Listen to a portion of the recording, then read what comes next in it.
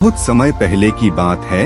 किसी गांव में एक सम्राट था। उस सम्राट के पास सब कुछ था, बेशुमार दौलत थी, अच्छी प्रजा थी जो उसका ख्याल रखती थी, उसके आदेशों का पालन किया करती थी और वह भी अपनी प्रजा का खूब ध्यान रखा करता था। उन्हें कभी किसी चीज की कोई कमी महसूस नहीं होने देता था। कहने को तो उस सम्राट के पास सब कुछ था, किसी चीज की कोई कमी नहीं थी, लेकिन उसका मन कभी किसी एक काम पर नहीं टिक पाता था। वह जब भी किसी भी चीज को करने का प्रयास करता तो उसका ध्यान कहीं भटक जाता। इस चीज को लेकर वह बहुत चिंतित रहता था। कई बार वह अपने बगल के राज्य के राजाओं से भी मिला था और सभी ने उसे अलग अलग राय दी थी। सभी ने उसे अलग अलग तरीके बताए थे। जो भी तरीके उस सम्राट ने सुने थे उन तरीकों को अपने जीवन में उतारा, लेकिन उन उपायों से उसे कोई लाभ ना मिला, जिसके कारण वह हमेशा चिंतित रहता, परेशान रहता। कई बार तो रातों को उसे नींद भी नहीं आती और वह केवल करवटें बदलता रहता। एक दिन सम्राट के कानों तक एक बात पहुंची कि उसके राज्य में एक ऐसा असाधारण व्यक्ति है जिसके शब्द अनमोल है, जिसके एक एक शब्द में जीवन का रहस्य छुपा है, जीवन का सत्य छुपा है और उस व्यक्ति से मिलने के लिए लोग दूर दूर से आते हैं, क्योंकि हर व्यक्ति की समस्या का समाधान वह बहुत ही सरलता और आसानी से करता है। यह बात सुनकर सम्राट बहुत प्रसन्न हुआ। उसे लगा कि अब उसके सवालों का जवाब उसे मिल जाएगा। इतनी तारीफ सुनकर सम्राट ने यह तय किया कि वह तुरंत ही जाकर उस व्यक्ति से मिलेंगे और उसे यह भी पता चल जाएगा कि जो लोग उनकी इतनी तारीफ कर रहे हैं क्या वह सच है या नहीं। अगले दिन सुबह सुबह वह सम्राट उस व्यक्ति से मिलने के लिए निकल गया। रास्ता कुछ ज्यादा ही लंबा था, जिस कारण सम्राट ने बीच रास्ते में आराम किया। वहाँ पर उपस्थित हर कोई उस व्यक्ति के बारे में जानता था। जब सम्राट ने उनसे उस व्यक्ति के बारे में पूछा तो वे लोग उस असाधारण व्यक्ति की खूब तारीफ कर रहे थे। तभी सम्राट ने सोचा कि लगता है यह व्यक्ति बहुत बुद्धिमान है, बहुत ज्ञानी होगा और प्रभावशाली व्यक्ति होगा, अन्यथा हर कोई उसकी इतनी तारीफ नहीं करता। जरूर ही उस व्यक्ति में ऐसी कोई बात अवश्य है जिसके कारण हर कोई उन्हें जानता है और उनकी तारीफ कर रहा है। उस व्यक्ति की तारीफ सुनकर सम्राट के मन में उस व्यक्ति से मिलने की उत्सुकता और अधिक हो गई। अब वह सम्राट जल्द से जल्द उस व्यक्ति से मिलना चाहता था, जिसके कारण वह आगे का सफर तय करना शुरू कर देता है। जैसे तैसे वह सम्राट उस व्यक्ति के आश्रम पहुंचा, पर आश्रम में उसे कोई नजर नहीं आया। आश्रम के पीछे एक छोटा सा बगीचा था। जब सम्राट वहां पहुंचा तो उसने देखा कि एक माली बगीचे में काम कर रहा था। उसका पूरा शरीर मिट्टी से लथपथ, पैरों में कोई चप्पल नहीं थी। इसको देखकर सम्राट ने माली से कहा, सुनिए महोदय, इस आश्रम के मालिक कहाँ हैं? मैं उनसे मिलने आया। इस पर वह माली जवाब देते हुए कहता है, श्रीमान आप अंदर बैठिए, मैं उन्हें बुलाता हूँ, वह जल्द ही आपसे मिलेंगे। माली की यह बात सुनकर सम्राट अंदर कुटिया में जाकर बैठ गया और उस असाधारण व्यक्ति के आने का इंतजार करने लगा। कुछ देर प्रतीक्षा करने के बाद जब असाधारण व्यक्ति उस सम्राट के सामने पहुंचा, उसने देखा कि यह तो वही व्यक्ति है जो बगीचे में काम कर रहा था। सम्राट ने उन्हें नमस्कार किया और बहुत हैरानी से कहा, अरे आप तो वही माली है जो बाहर बगीचे में काम कर रहे थे। लेकिन अब की बार तो माली एक बौद्ध भिक्षु के रूप में आया था। तभी बौद्ध भिक्षु सम्राट से कहते हैं, सम्राट मेरा मजाक माफ कीजिए, मैं बगीचे में छोटा सा काम कर रहा था, मैं ही यहाँ का माली हूँ और मैं ही वह असाधारण व्यक्ति हूँ जिससे आप यहाँ इतनी दूर मिलने आए। कृपया करके अपने आने का कारण बताएं। इस पर सम्राट उन बौद्ध भिक्षु से कहता है, हे महाराज, मैंने सुना है कि आप जैसा व्यक्ति इस पूरे राज्य में नहीं है। मैंने आपकी तारीफ सुनी है, मैंने आपके बारे में कई सारी अच्छी बातें सुनी हैं। मैंने यह भी सुना है कि आपके पास जो भी अपनी समस्या लेकर आता है उसकी समस्या का समाधान आप अवश्य करते हैं। इसी कारणवश मैं आज आपसे यहाँ पर मिलने आया हूँ और मैं आपसे उपदेश सुनना चाहता हूँ। लेकिन मेरे मन में एक शंका है। इस पर बौद्ध भिक्षु सम्राट से कहते हैं, कैसी शंका? इस पर सम्राट कहता है, मैंने बहुत से विद्वानों को देखा है, बहुत से ज्ञानियों को देखा है, वे जब भी चलते हैं तो उनके पास तरह तरह की ज्ञान की किताबें होती हैं। उनके पास ऐसा कोई ना कोई संकेत जरूर नजर आता है जिससे यह पता चल सकता है कि वे लोग ज्ञानी हैं। लेकिन आपके पास तो ना कोई ज्ञान की किताबें हैं और ना ही कोई ऐसी कला के संकेत आप में नजर आ रहे हैं, लेकिन उसके बावजूद आप बहुत शांत नजर आ रहे हैं। क्या आप मुझे इसका रहस्य बता सकते हैं? इस पर बौद्ध भिक्षु मुस्कुराने लगे और सम्राट से कहते हैं, मेरा ज्ञान तो इस संस्कार में प्रकृति के रूप में हर जगह है। मैं अपना ज्ञान जीवन की सरल और साधारण वस्तुओं से ही लेता हूँ, पर महाराज आप यहाँ किस समस्या को लेकर परेशान हैं? कृपया आप मुझे आपके यहाँ आने का कारण समझाएं। इस पर सम्राट कहते हैं, गुरुवर मेरे यहाँ आने का कारण यह है कि मैं किसी भी काम को लेकर लंबे समय तक उसी कार्य पर अपना ध्यान नहीं लगा पाता। मैं कुछ ही देर में उस कार्य से भटक जाता हूँ। कृपया कर मुझे अपने इस समस्या का समाधान बताएं। मैं इस बात से काफी चिंतित हूँ। बौद्ध भिक्षु ने सम्राट की चिंता को समझकर कहा, महाराज आपकी समस्या मुझे समझ आ गई है। आप जिस कार्य पर ध्यान नहीं लगा पा रहे उसके लिए मैं आपको एक उपाय बता सकता हूँ, लेकिन आज आपको देर हो चुकी है। आप मुझे कल सुबह मिलिए। कल सुबह का समय ठीक रहेगा। कल सुबह जब आप मुझसे मिलेंगे तो मैं आपके सभी सवालों का जवाब आपको दे दूंगा। यह कहकर बौद्ध भिक्षु वापस अपने बगीचे में लौट गए और वह सम्राट भी वापस अपने महल लौट गया। लेकिन सम्राट को रात भर नींद नहीं आए। वह बस यही सोच में लगा था कि आखिर बौद्ध भिक्षु मुझे क्या बताने वाले हैं। वह तो मुझे एक साधारण से माली नजर आ रहे हैं, लेकिन जिस तरह से उनका मन शांत था, जिस तरह से वह शांत नजर आ रहे थे, यह बहुत आश्चर्य करने वाली बात है। रात भर सम्राट इन्हीं ख्यालों में खोया रहा। अगले दिन सुबह सूरज निकलने से ठीक पहले सम्राट उस आश्रम पर वापस पहुंचा। वहां पर बौद्ध भिक्षु पहले से ही उपस्थित थे। जैसे ही सम्राट वहां पहुंचा, उन बौद्ध भिक्षु ने एक पानी का छोटा सा जग उस सम्राट के हाथ में थमा हुए कहते हैं, इसे लीजिए और पौधों पर धीरे धीरे पानी डालिए। और ऐसा करते करते यह आपके सामने पूरे 15 पौधे हैं। इन सभी पर आपको इसी प्रकार पानी डालते चले जाना है। लेकिन जब आप इस क्रिया को कर रहे होंगे तो उस वक्त मेरी एक बात का अवश्य ध्यान रखिएगा कि आपको इस दौरान कुछ और नहीं करना है, ना कुछ सोचना है और ना ही कहीं आपका ध्यान भटकना चाहिए।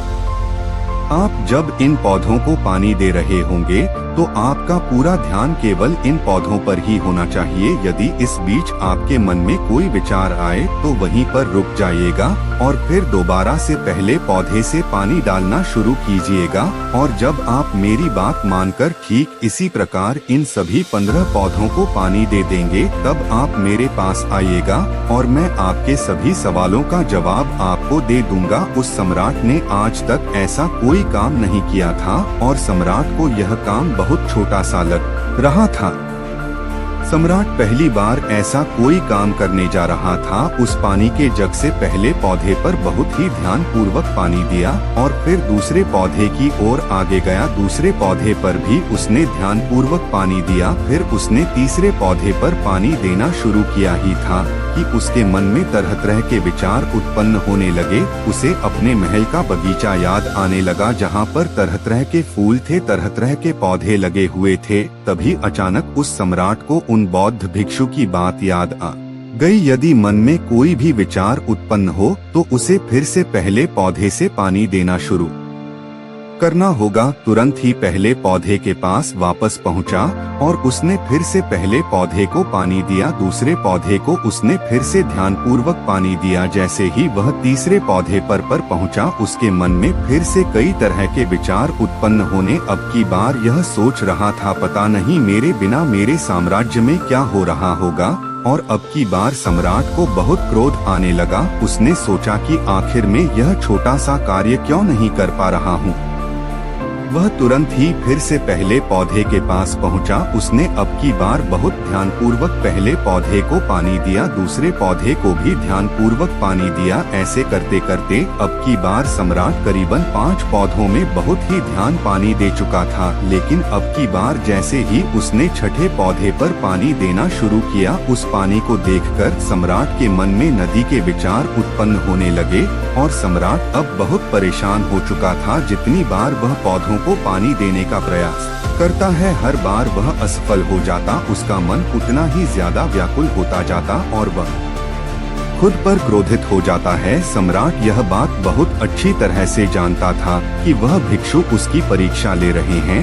वह बहुत बुद्धिमान था, इस कारण उसने उन बौद्ध भिक्षु के सभी नियमों का पालन करना जरूरी समझा। सम्राट जितनी बार भी कोशिश करता है, हर बार वह असफल हो जाता। उसका मन उतना ही ज्यादा व्याकुल होता जाता है, हमेशा खुद को किसी न किसी विचार में उलझा हुआ पाता। ऐसे ही करते करते सुबह से शाम का वक्त हो चुका था, लेकिन अब तक वह सम्राट पूरे 15 पौधों में पानी नहीं दे पाया था। जब बौद्ध भिक्षु लौटकर शाम को वापस आश्रम लौटे तो उन्होंने देखा कि वह सम्राट थक हार कर बैठा हुआ है और तरह तरह की बातों में उलझा हुआ है।